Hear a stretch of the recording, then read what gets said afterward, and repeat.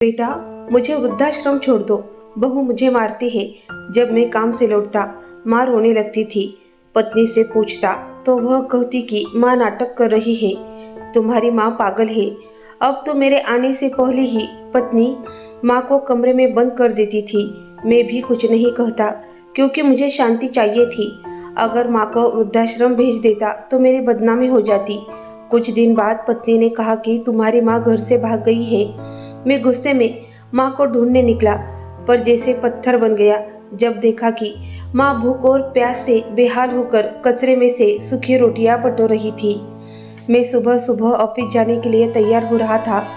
जैसे ही मेरी नज़र सामने पड़ी, मैंने देखा कि मेरी बूढ़ी माँ धीरे धीरे चलते हुए मेरी ओर आ रही थी। मैंने अपनी तैयारियां तेज कर ली और खुद को और अधिक व्यस्त दिखाने लगा। मुझे पता था कि वह मेरे पास आकर एक ही बात का दुखड़ा रोएगी। मैंने जल्दी से अपना ऑफिस का बैग उठाया, टिफिन उठाया और तैयार होकर पत्नी को अलविदा कहा और माँ को मुस्कुरा कर देखा और बाहर निकल गया। मैं हमेशा ऐसा ही करता था।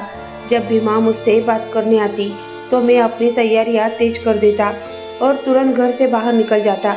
मुझे पता था कि माँ मुझसे क्या कहना चाहती है, लेकिन मैं उन्हें नज़रअंदाज कर देता।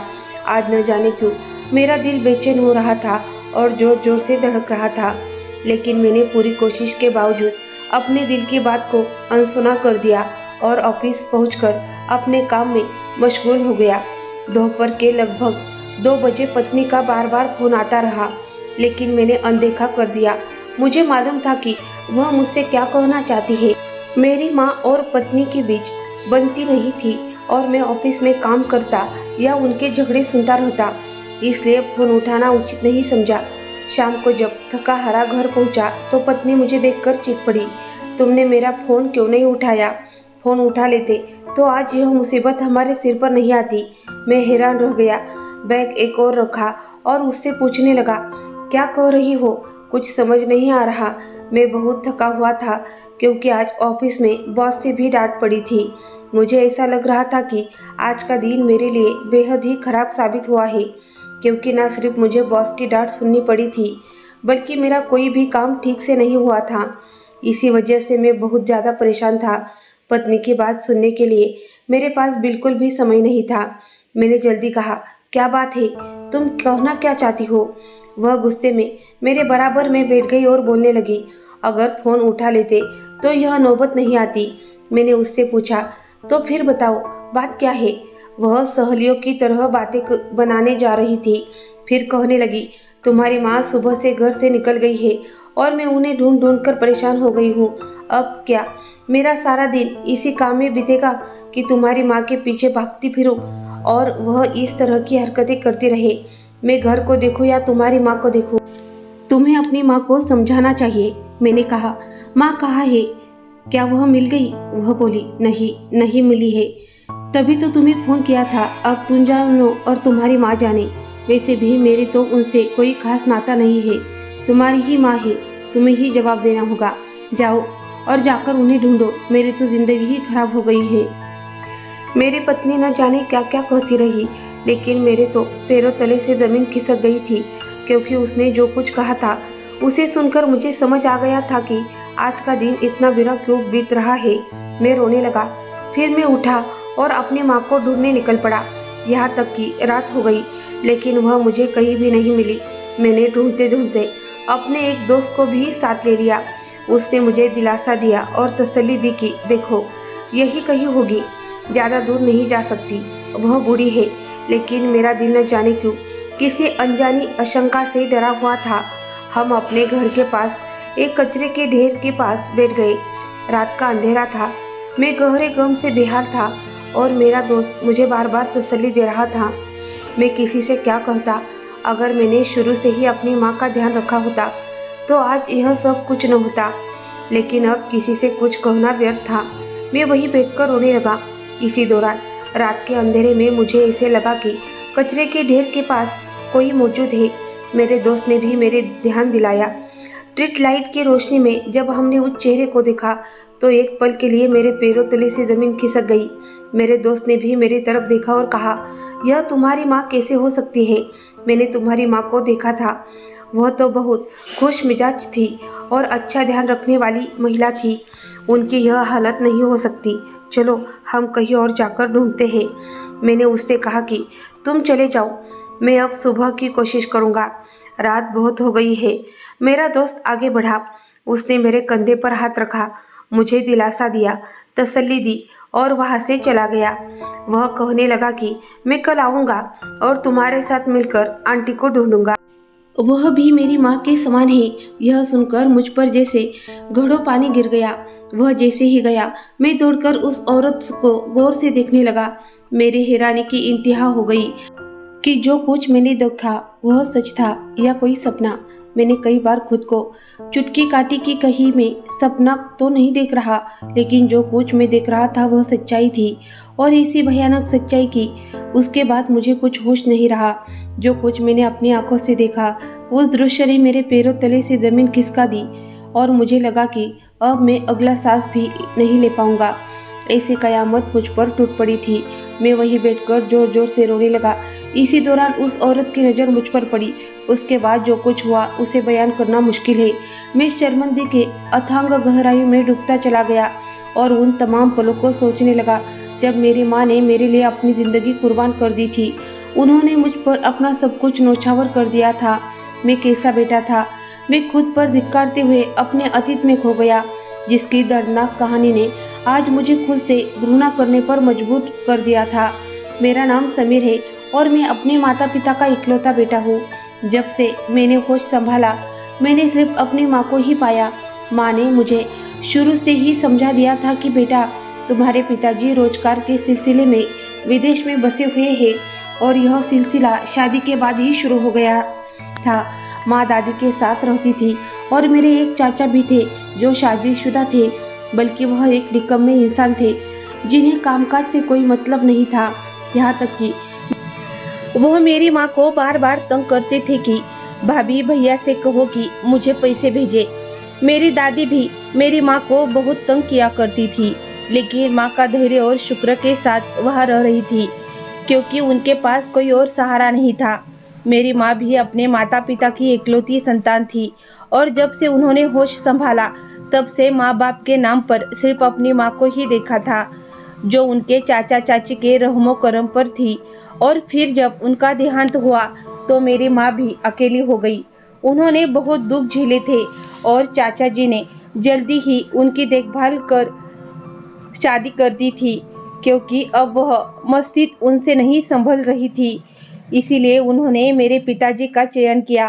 पिताजी बहुत अच्छे व्यक्तित्व वाले आदमी थे, मिलनसार और बहुत ध्यान रखने वाले। लेकिन दादी ने जानबूझकर देखा कि माँ थोड़ी सी स्वभाव से तीखी है, तो उन्होंने तुरंत पिताजी के लिए अपने जानने वालों के जरिए विदेश में नौकरी का प्रबंध कर दिया, क्योंकि दादी इस सच्चाई को समझ गई थी कि चाचा तो निकम्मा है और अगर मेरा यह बेटा भी अपनी पत्नी के अधीन रह गया तो दादी के इस घर में जो आदेश चलते हैं उन पर कोई अमल नहीं करेगा। दूसरे शब्दों में कहे तो अपनी आज़ादी खोने के डर से दादी को बहुत भय लग रहा था। यही वजह थी कि शादी के 5 महीने बाद ही दादी ने मेरे पिताजी को विदेश नौकरी पर भेज दिया। माँ बहुत रोई, गिड़गिड़ाई, पिताजी से माफ़ी मांगी और कहा कि अगर उनसे कोई गलती हुई हो तो क्षमा कर दे, लेकिन इन्हें इस तरह दादी और चाचू के रहमो करम पर छोड़कर न जाए, क्योंकि दादी ने पहले दिन से ही माँ से बैर पाल लिया था। यह सारी कहानी माँ मुझे बचपन में सुनाया करती थी, जिनका मकसद यह था कि रिश्तों का उपयोग स्वार्थ के लिए नहीं करना चाहिए। इसी के जरिए वह मुझे अच्छे संस्कार देना चाहती थी। दिन गुजरने लगे, माँ ने अपने आंसू पोंछे और चुप होकर मेरी परवरिश में लग गई, क्योंकि शादी के 6 महीने में ही उन्हें गर्भवती होने की खुशी मिली थी। यानी पिताजी के विदेश जाने के बाद ही वह माँ बनने वाली थी और पूरे 9 महीने बाद मेरा जन्म हुआ। पिताजी ने पहली बार काम से छुट्टी लेकर आने का विचार किया, लेकिन दादी ने उन्हें साफ मना कर दिया कि यहाँ आने की कोई आवश्यकता नहीं है और उन्हें अपने छोटे भाई की शादी के लिए पैसा जमा करने चाहिए। बलदेव मेरे चाचू का नाम था। पिताजी मुझे देखे बिना ही मुझसे प्यार करने लगे थे। वे अक्सर माँ को पत्र लिखा करते थे, जिनमें मेरा उल्लेख बहुत अधिक होता था। यानी अपनी संतान की याद में वे तड़पते रहते थे। लेकिन दादी ने उन्हें अपने बच्चे से मिलने नहीं दिया और साफ शब्दों में कह दिया कि उन्हें वहीं रहकर अभी अपने भाई की जिम्मेदारी उठानी है।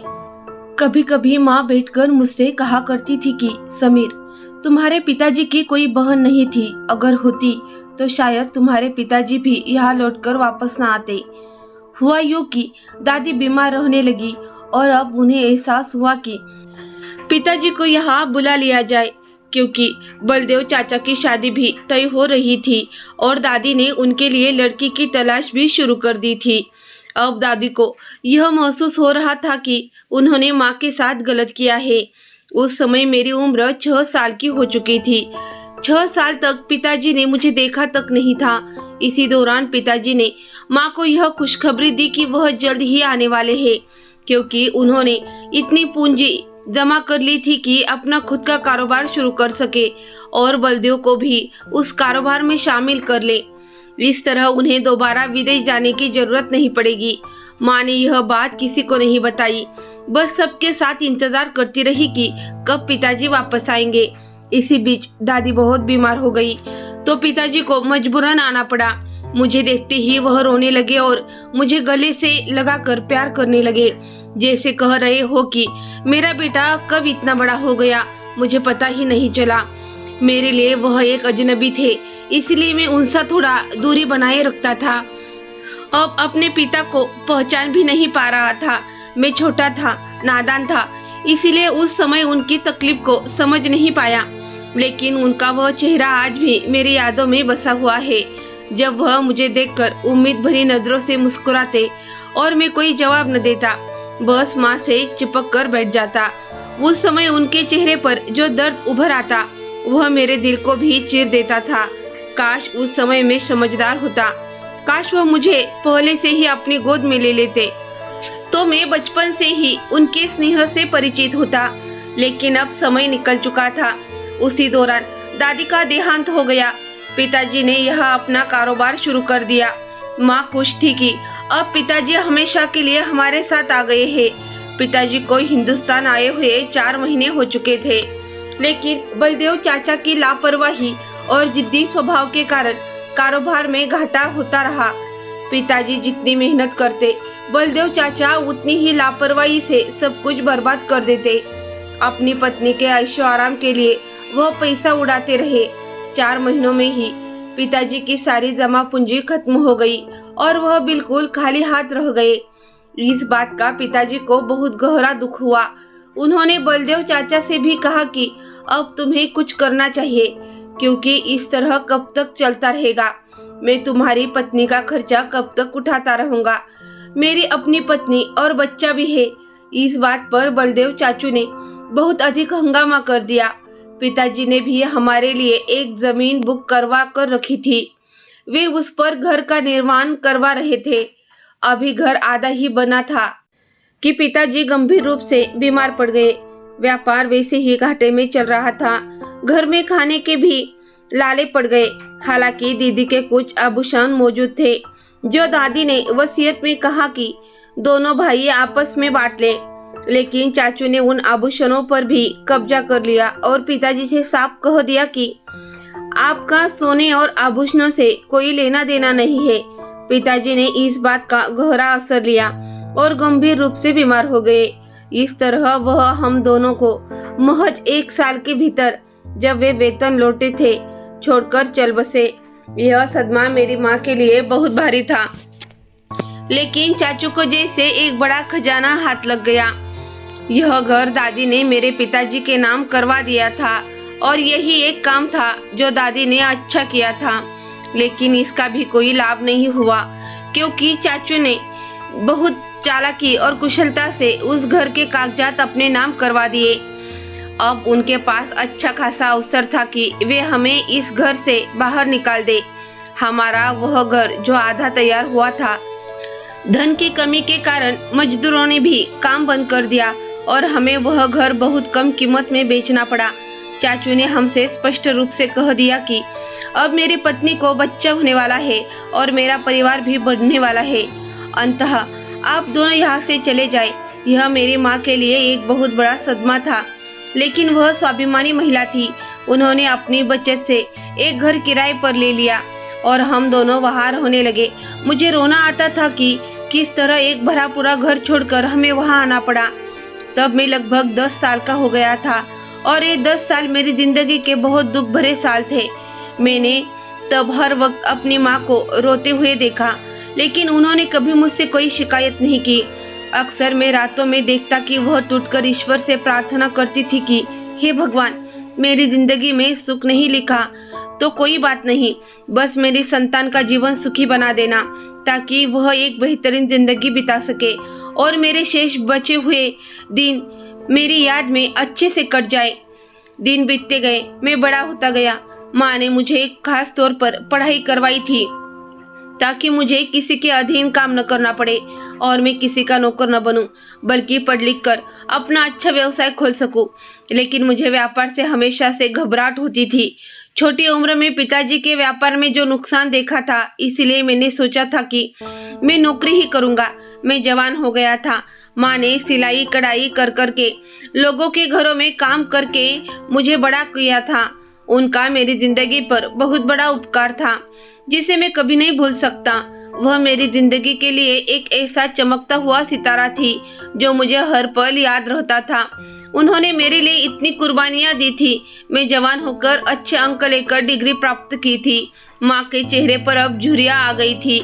समय ने उन्हें पहले ही बूढ़ा कर दिया था। पिताजी की जुदाई ने तो उन्हें बिल्कुल कमजोर कर दिया था, लेकिन उन्हें मेरा सहारा था, इसलिए वह भी जी रही थी और वह मुझे सफल देखना चाहती थी। मेरी सफलता अपनी आंखों से देखकर उन्होंने तय किया कि वह जल्द ही मेरी शादी कर देगी, क्योंकि अब वह आराम करना चाहती थी और मेरी जिम्मेदारी से मुक्त होना चाहती थी। मैंने उनकी बात पर सिर हिलाकर सहमति जताई। मैंने बताया कि मैं अपने ऑफिस में एक लड़की को पसंद करता हूँ। डिग्री करते ही माँ ने जान पहचान के जरिए मुझे एक अच्छी कंपनी में नौकरी दिलवा दी थी और मुझे काम करते हुए 6 महीने हो गए थे। मेरी तनख्वाह अच्छी थी। हमारे घर के हालात बेहतर हो गए थे। हम एक अच्छे किराए के घर में रहने लगे थे। मैंने माँ से कह दिया था कि मैं समिति में पैसे डालकर अपना घर खरीद लूंगा। माँ मेरी सोच पर बहुत खुश हुई, लेकिन उन्होंने कहा कि पहले तुम शादी कर लो। जीवन संगिनी भी अपनी किस्मत साथ लेकर आती है। इस तरह मैंने अपनी पसंद बताकर उन्हें मना लिया और उन्होंने धूमधाम से मेरी शादी कर दी। मेरी शादी मेरी सहयोगी विशाखा से हुई। विशाखा ने ही सबसे पहले प्रेम का इजहार किया और उसने मुझसे कहा कि वह मुझे पसंद करती है और मुझसे शादी करना चाहती है। विशाखा की 3-4 और भी बहनें थी। वह सबसे बड़ी थी और नौकरी कर रही थी। उसने मुझसे साफ कह दिया था कि शादी के बाद भी वह नौकरी करेगी, लेकिन जब मैंने माँ को इस बारे में बताया तो वह नाराज हो गई। वह कहने लगी कि मैं बहू इसलिए ला रही हूँ ताकि वह घर और तुम्हारा ध्यान रखे।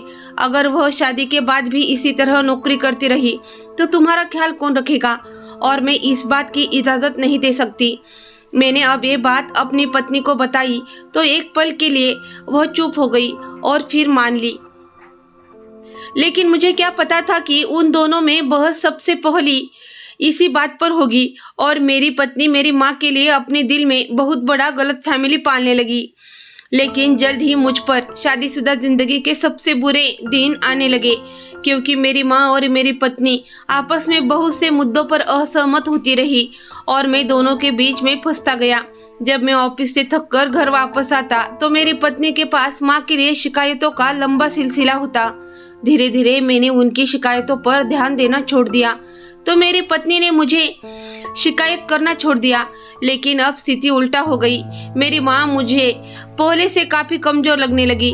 वह अक्सर मेरे पास आकर बैठती तो मेरी पत्नी को बुरा लगता। वह कहती, तुम्हारी माँ मेरी शिकायतें करने के लिए तुम्हारे पास आकर बैठती है।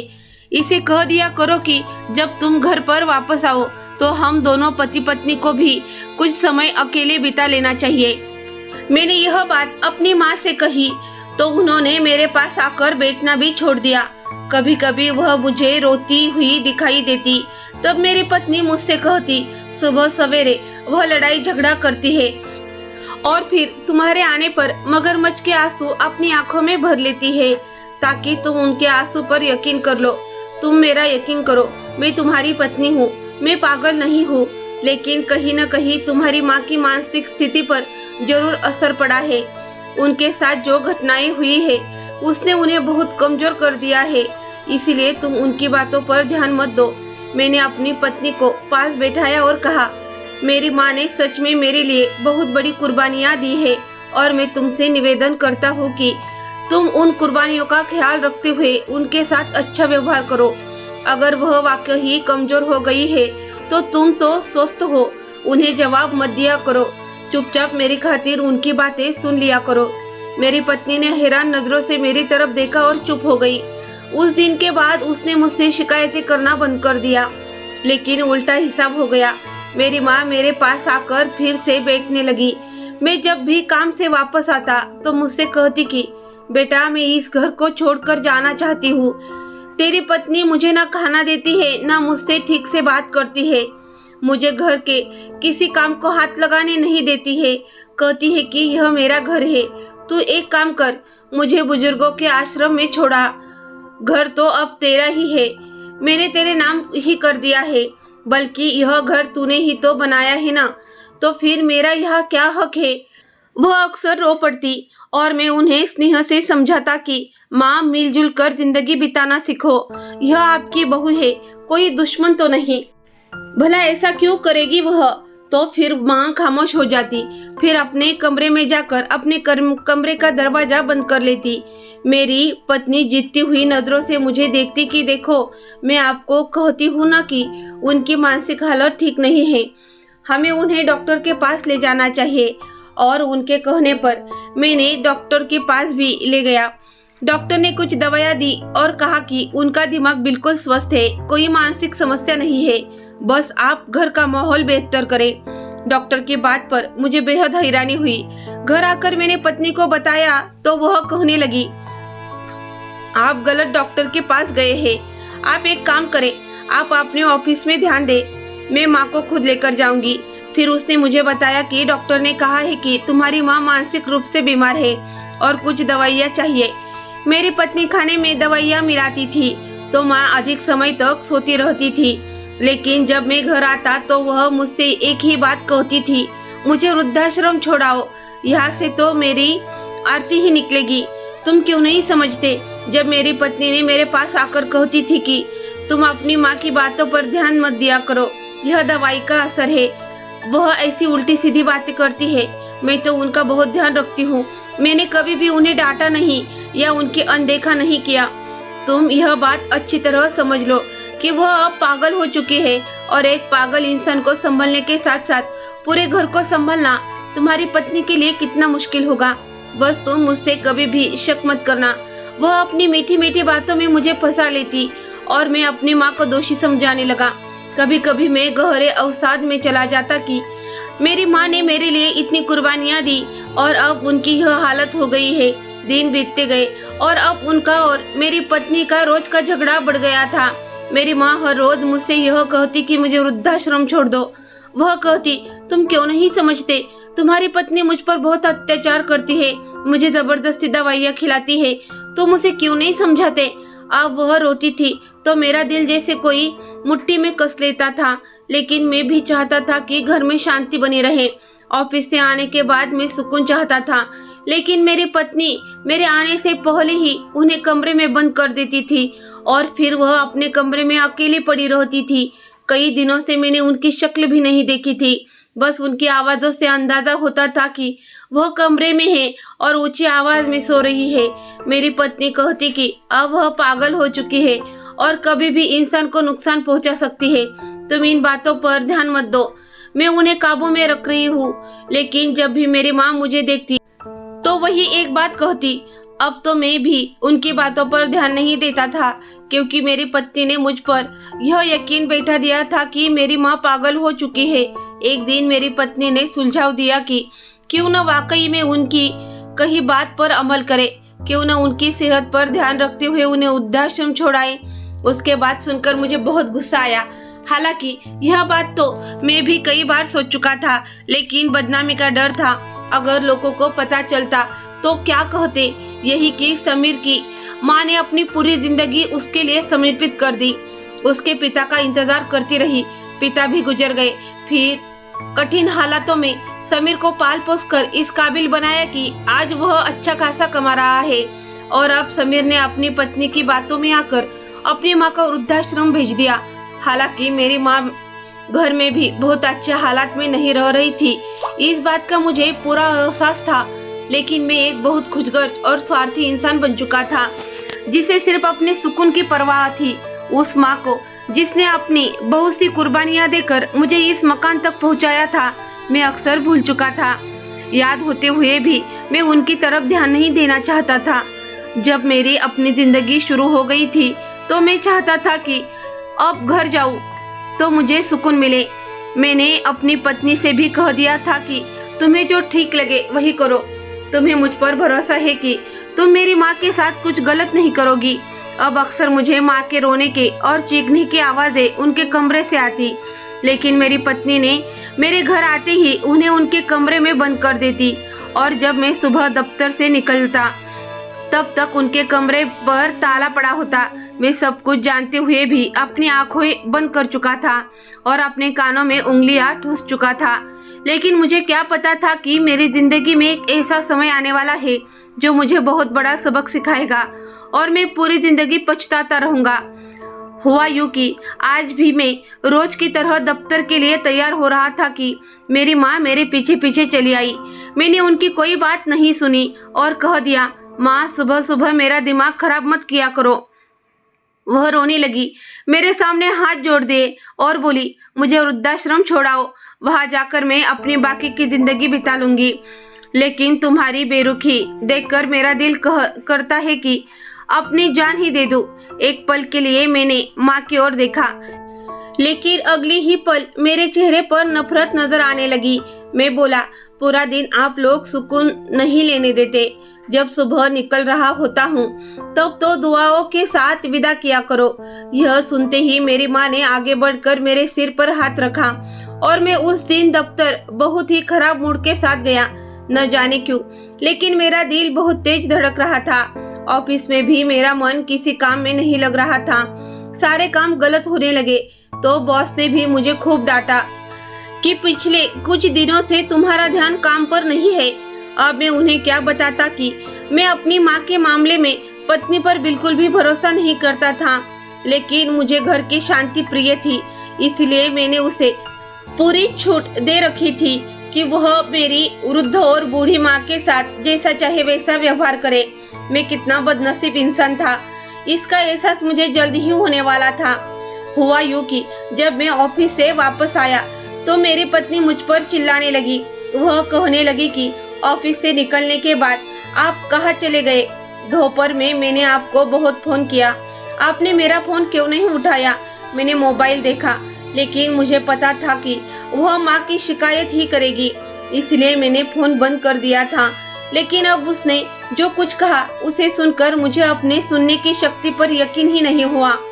उसने कहा कि तुम्हारी माँ घर से भाग गई है और मैंने बहुत ढूंढा लेकिन वह नहीं मिली। अब तो वह मेरे लिए भी बड़ी मुसीबत बन गई है। मेरा दिल जैसे टूटकर रह गया। मैंने फटी फटी निगाहों से अपनी पत्नी की ओर देखा और कहा, क्या कह रही हो? होश में हो? वह घर से कैसे निकल सकती है? यह बात अलग थी कि मैं बहुत अधिक व्यस्त था। मैंने माँ का कोई ध्यान नहीं रखा, ना ही उनके हालचाल पूछे और न ही यह जानने की कोशिश की कि पत्नी का व्यवहार माँ के साथ कैसा है। सब कुछ दिन के उजाले की तरफ साफ था। मेरी पत्नी का व्यवहार माँ के साथ बिल्कुल भी ठीक नहीं था। अब तो जैसे मेरे पैरों तले जमीन खिसक गई और मैं दीवाने की तरह घर से बाहर निकल पड़ा। रात भर में उन्हें पागलों की तरह ढूंढता रहा, कभी इधर कभी उधर, कभी किसी अस्पताल तो कभी किसी पुलिस स्टेशन। आखिरकार रात को थक हार कर अपने दोस्त के साथ उसके घर के पास कचरे के ढेर के पास बने एक चबूतरे पर बैठकर रोने लगा। मेरे दोस्त ने मुझे ढांढस बंधाया। उस समय गली सुनसान थी और स्ट्रीट लाइट जल रही थी। मेरे दोस्त ने कहा, माँ जी बहुत बूढ़ी है, वे बहुत दूर नहीं जा सकती, हमें आसपास ही ढूंढना चाहिए। मैंने उसकी ओर देखा। अचानक उसकी नजर सामने कचरे के ढेर पर पास एक बूढ़ी औरत पर पड़ी जो कचरे के ढेर से खाना चुनकर खा रही थी उसे मिचली से आने लगी और वह बोली, देख यार, ना जाने क्यों मुझे ये तेरी माँ जैसे लग रही है, देख तो कहीं वही तो नहीं। मैंने उसे डांट दिया। वह कहने लगा, तू पागल हो गया है क्या? मेरी माँ की मानसिक स्थिति ठीक नहीं है, लेकिन वह ऐसी हरकतें भी नहीं कर सकती। उन्हें घर में खाना मिलता है। मेरी बात सुनकर उसने मुझसे कहा, तुम नाराज मत हो, लेकिन एक बार जाकर देख जरूर लेना। मैंने उससे कहा, अब तुमने मेरी बहुत मदद की है, मैं तुम्हारा धन्यवाद करना चाहता हूँ। अब हम कल फिर से उन्हें ढूंढने की कोशिश करेंगे। मेरी प्रार्थना है कि वह मुझे मिल जाए और तुम भी प्रार्थना करना। वह मुझे ढांढस और तसल्ली देकर चला गया। मैं तेज तेज कदमों से उस बूढ़ी औरत की ओर बढ़ा, जिसे देखकर एक पल के लिए मेरा दिल थम सा गया। वह रुकी नहीं, बल्कि वह तो मेरी माँ ही थी, जो इतनी कमजोर हो गई थी कि पहली नजर में मैं उन्हें पहचान ही नहीं पाया।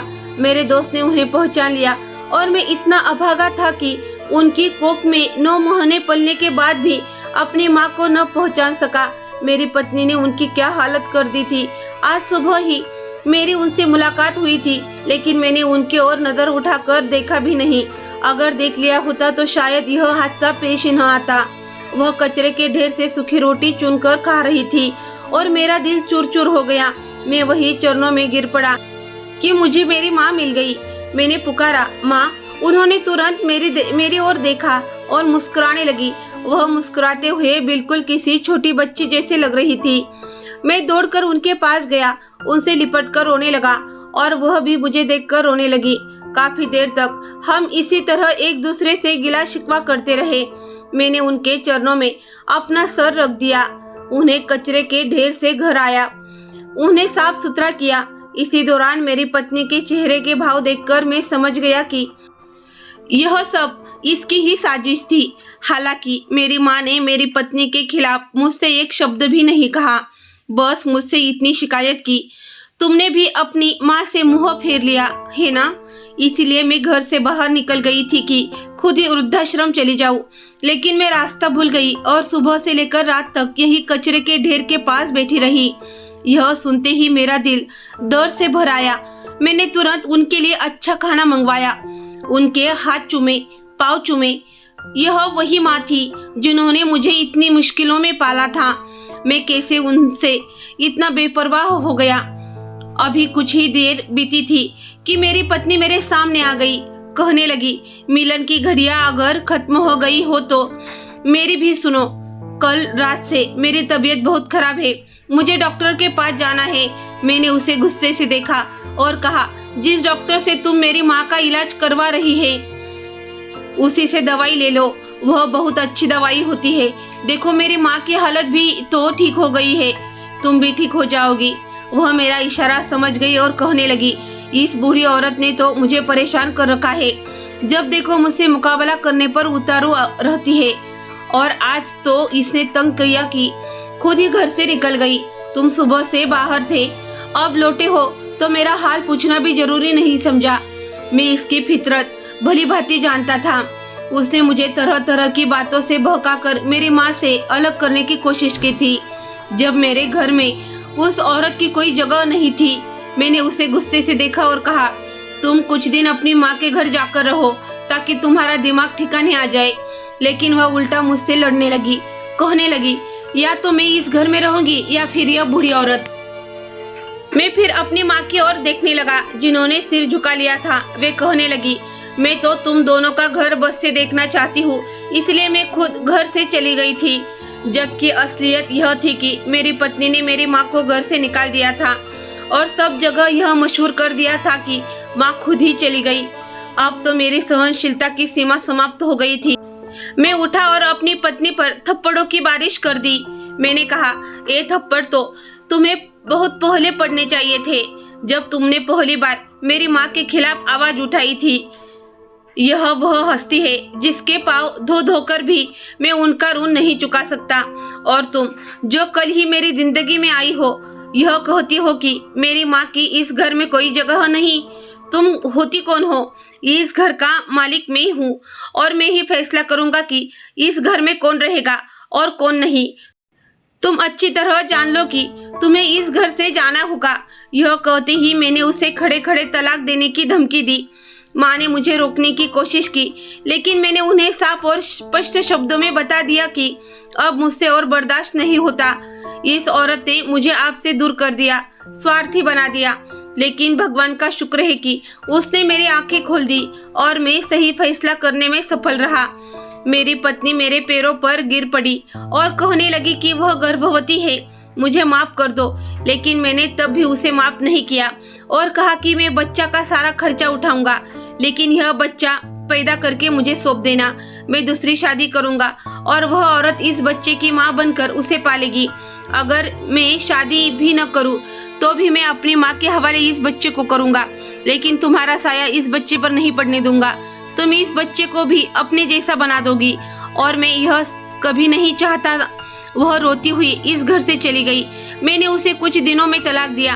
अब मेरा सारा ध्यान अपनी माँ की सेहत को ठीक करने पर था और ईश्वर की कृपा से 2 महीने के अंदर ही वह पहले की तरह स्वस्थ हो गई और घर के सारे काम खुद करने लगी। उन्होंने मेरा रिश्ता तय कर दिया। दूर के एक रिश्तेदार की बेटी से मेरी शादी हो गई। वह बहुत सज्जन और धार्मिक लड़की थी। उसने मेरी माँ का बहुत ध्यान रखा, पूरा घर संभाल लिया। अगर कभी मेरी माँ से उसकी बहस भी हो जाती तब भी वह मुझे उसकी भनक तक नहीं लगने देती थी। मैंने उसे बता दिया था कि मेरा एक बच्चा आने वाला है जिसे तुम्हें संभालना होगा। उसने सिर झुकाकर मेरी बात स्वीकार कर ली। ईश्वर की मर्जी से उसे अपनी संतान नहीं हुई और मेरा वह बच्चा जो पहली पत्नी से था मैंने उसकी गोद में डाल दिया। इस तरह हमारा घर पूरा हो गया। मेरी पहली पत्नी आज भी तड़पती है, लेकिन मैंने उसे तड़पते रहने दिया। मैंने उसे माफ नहीं किया ताकि उसे एहसास हो कि किसी की माँ को बच्चे से अलग करना, बच्चे के मन में माँ के खिलाफ जहर भरना कितना बड़ा पाप है और इसकी सजा उसे उसी दुनिया में मिल गई। कुछ समय बाद मुझे पता चला कि उसकी भी शादी हो गई थी, लेकिन एक बुजुर्ग आदमी से जो उसे दिन रात पीटता था और जुल्म करता था। वह एक चेतावनी का निशान बन गई। एक बेवस औरत पर अत्याचार करके वह खुद अत्याचार का शिकार हो गई, लेकिन मुझे अब भी उस पर तरस नहीं आया। मैंने उसे माफ कर दिया था क्योंकि प्रकृति खुद उसे सजा दे रही थी। दूसरी ओर मैंने अपनी माँ के पैरों में गिरकर माफी मांगी कि मैंने भी उनसे मुंह मोड़ लिया था, लेकिन शुक्र है कि जल्दी ही मुझे एहसास हुआ और मैंने अपनी सारी जिम्मेदारियां दोबारा निभाई। अब मैं अपने बेटे के साथ जी रहा हूँ। मेरी दूसरी पत्नी ने उसे सगी माँ जैसा प्यार दिया है और वह मुझसे ज्यादा अपने बेटे से जान छिड़कती है। मेरी माँ यह सब देखकर खुशी से खिल उठती है और मुझे ढेरों आशीर्वाद देती है। बस मुझे यही तो चाहिए था, एक शांतिपूर्ण घर जहाँ मैं सुकून से सांस ले सकूं और किसी को कोई शिकायत न हो। मैं ईश्वर का जितना भी धन्यवाद करूं कम है कि उसने सही समय पर मेरी राह दिखा दी और अब मैं अपने खुशहाल परिवार के साथ आनंदमय जीवन व्यतीत कर रहा हूँ। इस कहानी का नीति संदेश यह है कि माँ का स्थान कोई नहीं ले सकता और जो अपनी माँ के साथ अन्याय करता है वह कभी सुखी नहीं रह सकता। परिवार में सच्चा सुख और शांति तभी आती है जब घर में प्यार, सम्मान और कर्तव्य भाव बना रहे। स्वार्थ, अहंकार और अन्याय का अंत हमेशा दुखद होता है, जबकि सच्ची सेवा, समर्पण और सही निर्णय से जीवन में सुख और संतोष प्राप्त होता है। तो दोस्तों, यह थी आज की कहानी। इस कहानी के बारे में आपकी क्या राय थी, यह कमेंट बॉक्स में जरूर बताइए। अगर आपको कहानी पसंद आई हो तो वीडियो को लाइक करें और गोल्डन स्टोरी चैनल को सब्सक्राइब करें और बेल आइकन पर क्लिक करके इसे ऑल पर सेट करें ताकि आपको नए वीडियो की सूचना तुरंत मिल जाएगी। धन्यवाद।